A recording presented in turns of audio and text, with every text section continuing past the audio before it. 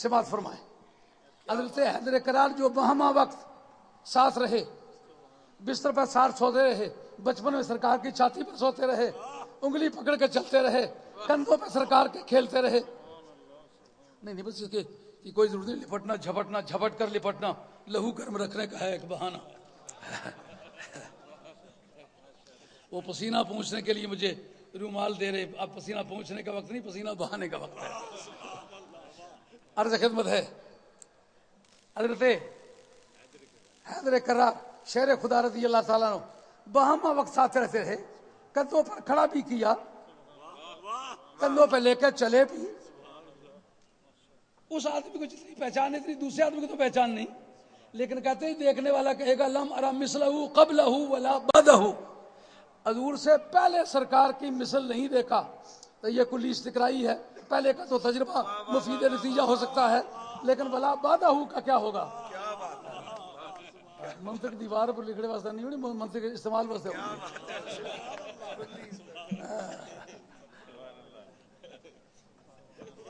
پہلے کا تو تجربہ ہے کہ اس جگہ کوئی نہیں ہوا، لیکن آئندہ اس کا معلومہ واحد قرار تیرا کتنا ستھرا عقیدہ ہے. وہ کہتے ہیں کہ نبی کریم علیہ الصلوۃ والسلام کی نظیر محال بالذات ہے، جس پر تبصرہ کیا ہے وہ اللہ فضل خار آبادی رحمۃ اللہ تعالی نے. وہ وقت پر سمجھ گئے کہ یہ جو پیسہ کھایا ہوا ہے دلی ملیہ کالج کے معرفت، یہ وہ بول رہا ہے. نہیں تو کلمہ پڑھنے والا کلمہ بھی پڑھے، نبی کو اپنے جیسا بھی کہے. ایک آدمی اپنے ابے کو کہنے لگا ابا جیسے آپ ہیں ویسا ہی میں ہوں. نے کہا کتنا بیوقوف انسان ہے، میں تو تیری ماں کا قسم ہوں. اپنی ماں سے یہ بات کر کے دیکھ، ابھی پتہ چل جائے کہ تو میرے جیسا ہے. جب ایک بیٹا باپ جیسا نہیں ہو سکتا تو ایک امتی نبی جیسا کیسے ہو سکتا ہے؟ یہ جملے اس نے کس بنیاد پر کہے؟ اس موقع پر ایک بات ہے جس کو ذہن میں رکھا جائے ساری حقیقت کھل جاتی ہے. چونکہ انگریز نے اس سرزمین سے تاج و تخت چھینا تھا مسلمان سے، اس لیے انتقام کا ڈر اس کو مسلمان سے تھا. جامعہ ملیہ دلی میں بھگوان کیوں نہیں پیدا ہوئے؟ کیا بات ہے، واہ واہ واہ. مہنت کیوں نہیں پیدا ہوئے؟ گروکل کیوں نہیں پیدا ہوئے؟ اس جگہ مولوی کیوں پیدا ہوئے؟ مدرسہ انگریزوں کا اور پیدا ہوں مولوی. جن کی انگریزی ہے وہ بھی اسی کے گیت گاتے ہیں، جن کی عربی ہے وہ بھی اسی کے گیت گاتے ہیں. 1857 کی جنگ آزادی میں یاد نہیں تذکرۃ الرشید نے 1857 کی جنگ آزادی میں کیا لکھا کہ یہ چار بزرگوں نے گویا زمین نے ان کے پاؤں پکڑ لیے ہیں، اپنی رحم دل حکومت پر جان دینے کے لیے تیار ہو گئے ہیں، کافروں پر جان دینے کے لیے تیار ہو گئے اور مسلمانوں کو مارنے کے لیے تیار ہو گئے. وجہ کیا تھی؟ وجہ یہ تھی کہ ان کو یہ پتا تھا کسی ملک کے اندر نظریہ قومیت ان کی زبان ہوتا ہے، کسی جگہ ان کا چمڑا ہوتا ہے، کسی جگہ ان کا ایک باپ ہوتا ہے. مثال کے طور پر آپ اسکینڈینیوین کنٹری میں جائیں وہ کہ ہمارا باپ ایک ہے، ہم جرمن سے آئے، ہم ایک نسل کے لوگ ہیں. آپ یورپین کنٹری میں جائیں وہ کہتے ہیں ہمارا چمڑا سفید ہے. افریقن کنٹری میں جائیں وہ ہمارا چمڑا کالا ہے. بنگلہ دیش میں جائیں کہتے ہیں دھوتی لنگوٹی اور چاول مچھلی یہ ہماری قومیت ہے. اب مسلمان کو کوئی کس بنیاد پر پرکھے؟ کوئی کالا ہے، کوئی گورا، کوئی لمبا ہے، کوئی ناٹا. مثال کے طور پر بہار کے ایک مسلمان کو لے لے، ایسے 3 مسلمان جوڑے تو میاں والی کا ایک ملک بنتا ہے. اور اگر تنول کے ایک آدمی کی شلوار 25 گز کی وہ لے لیں تو دلی میں پورے محلے کے کپڑے بن جاتے ہیں. کوئی ہندی بولتا ہے، کوئی سندھی، کوئی پوربی بولتا ہے، کوئی پچھمی، کوئی کاٹھیا واڑی بولتا ہے، کوئی ٹیمل بولتا ہے. مختلف زبانیں بولتے ہیں، زبان بھی ایک نہیں، رنگ بھی ایک نہیں، قد قامت بھی ایک نہیں. سندھی کہتا ہے سنگت ہے تو ضعیف ہے اور خوراک ہے تو جوار ہے. یہ ان کی سوچ ہے. جب خوراک بھی ایک نہیں اور قد قامت بھی ایک نہیں، رنگ بھی ایک نہیں، ان کو ایک کس نے کیا ہے؟ یہ نقطہ دیکھیں. کا مسلمان ہیں بھی اقلیتی پارٹی، ہیں بھی غیر ملکی. اس ملک میں حکومت کس طرح کر رہے ہیں؟ بات پلے پڑ رہی ہے کہ نہیں پڑ رہی؟ یہ قصہ شب زمستان نہیں ہے بھائی، بیدار ہو کر بات سننی پڑے گی. آپ اس کو سیاسی تاریخی انالیسس کریں گے، جتنے بھی اسٹوڈنٹ ہیں سیاسیات کے، اس کو ایک مرتبہ چیک کریں، دیکھیں اس پر کتنا وقت لگتا ہے. یہ تو پیر ریاض شاہ صاحب کی خیرات سمجھ لیجئے کہ اس نے یہ بانٹنا شروع کی ہے تو یہ سستا سودا مل رہا ہے، وگرنہ اس پر کافی تحقیق کی ضرورت ہوتی ہے۔ جس وقت ان کی زبان بھی ایک نہیں، رنگ بھی ایک نہیں، قد قامت بھی ایک نہیں، ایک ان کو کیا کس نے؟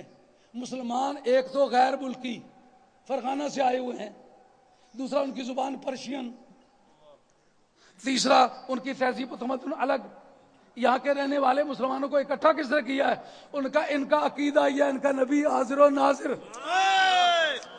ان کا نبی ایسا ہے اشارہ کرے تو چاند ٹکڑ کے ہو کے زمین پر آ کر اسے قدموں میں لگے، یہ حکم دے دے تو سورج ڈوبا ہوا واپس آ جائے۔ نبی ان کا سارے سب کے اعمال پر حاضر و ناظر ہے۔ تو عظمت رسول نے ان کو ایک قوم بنایا ہے، اگر عظمت رسول ان سے چھین لی جائے تو پھر ان کو آسانی سے تتر بتر کیا جا سکتا ہے۔ اس وقت اس مدرسے کی بولی یہ کیوں تھی؟ نبی میرے جیسا ہے اور میں نبی جیسا ہوں۔ کیوں پیر صاحب صغرے کبرے کو ترتیب دی جائے؟ میں نبی جیسا ہوں اور میرے جیسا ہر انسان روزانہ پیدا ہو سکتا ہے۔ اس صغرے کبرے میں سے حد اوسط کو حذف کریں تو کیا نتیجہ رہ جاتا ہے؟ نبی تو ہر روز پیدا ہو سکتا ہے۔ اس کا نتیجہ یہ نکلا، مرزا جی نے کہا اگر ایسی صورت ہے ایک قدم اور آگے چلو۔ انہوں نے کہا کہ خاتم النبیین کا معنی یہ ہے کہ سرکار مرتبے کے اعتبار سے آخری ہیں، زمانے کے اعتبار سے آخری نہیں ہے، جس کا مطلب یہ اب اگر کوئی نیا نبی بھی آ جائے تو ختم نبوت پر کوئی اثر نہیں پڑتا۔ اس نے کہا اگر نہیں پڑتا تو یہ رہا نیا نبی۔ اب اس میں جناب اس کو کہتے ہیں یہ کافر کافر کافر۔ بدقسمتی سے کسی زمانے میں ایوب کے دور حکومت میں پی ٹی ممبر تھا، ایک مرتبہ علاقے میں چوری ہو گئی، پولیس نے آ کر کے دریافت کرنا چاہا، ان کا شاہ صاحب موجود نہیں، ان سے پوچھتے۔ جب میں آیا تو وہ جتنے بھی مشتبہ تھے نا وہ سارے ایک دوسرے کو گالیاں دے رہے۔ میں نے کہا تنہائی بھی کر کے پوچھا، میں نے کہا کیا قصہ؟ میں نے کہا پیرو چوری ایسا ہی کی تھی، وہ مارو خبیصہ یہ چوری کی تھی تو گالیاں انہوں نے کہا پیرو چوری چھپانے نہ طریقہ ہے، راتی رلی تو لوٹو تو صبح ایک دو ایک گالیاں دو۔ یہ پالیسی سمجھ میں آ گئی۔ رات کے وقت مرزا جی کو خود تیار کیا، جس وقت وہ اس میدان میں اتر گیا اس کو گالیاں دینے لگ گئے۔ اس بارے میں اگر کوئی کرمنل لا کا لوئر یہاں بیٹھا ہوا ہے، ایک سیکشن میں کوٹ کرنے لگا ہوں پاکستان پینل کوڈ سے، اس کا نام ہے کرمنل ابیٹمنٹ، اعانت مجرمانہ۔ میں نے کبھی سن 71-72 میں وکالت کی تھی، لیکن میں پریکٹس کے طور پر اس کو استعمال نہیں کیا، پڑھی دین کے لیے کبھی ضرورت پڑی تو اس کے استعمال کر لیتا ہوں۔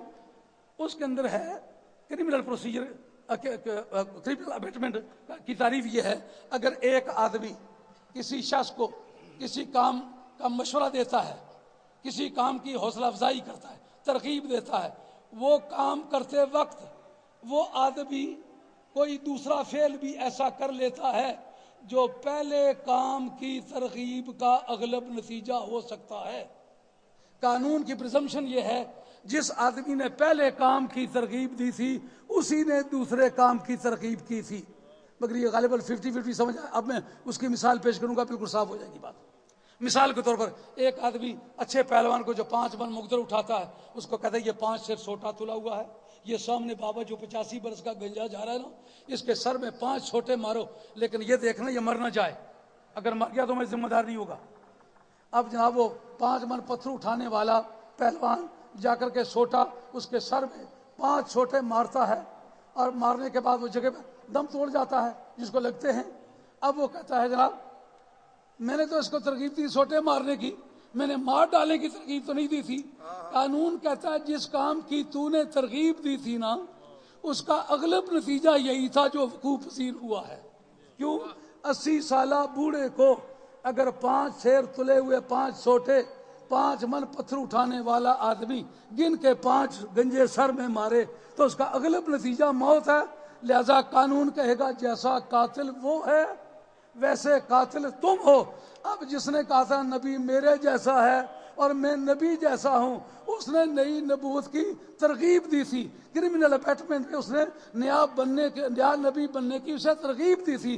قانون کہتا ہے کہ جس نے نئی نبوت کا دعویٰ کیا ہے نا اس نے تیری ترغیب کے نتیجے میں کیا ہے، لہذا جیسا وہ بے ایمان ہے ایسا تو بے ایمان ہے۔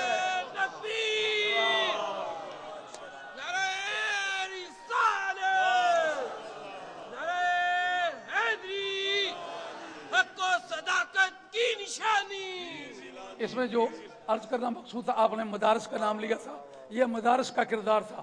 اس وقت بریلی کا شہنشاہ اس جنگ آزادی سے 1 سال پہلے پیدا ہوتا ہے۔ خواجہ خواجگان سید السادات پیر میر علی شاہ صاحب گولوی رحمۃ اللہ علیہ 1859 میں پیدا ہوتے ہیں، اور ان دونوں مجددین نے دین حق کے بیڑے کو اٹھایا۔ جو سب سے بڑا فتنہ مرزائیت کا تھا، اس کے گلے شہنشاہ گولڑ پڑا، اور جس آدمی نے مماثلت کی دعوت دی تھی اس کے گلے اعلیٰ حضرت فاضل بریلوی رحمۃ اللہ علیہ پڑے۔ دونوں کو پچھاڑ کے پرے کر دیا۔ بیان میں اختصار اور سادگی ملحوظ رکھی ہے، بڑی مشکل سے جانے واقعہ محفوظ رکھی ہے۔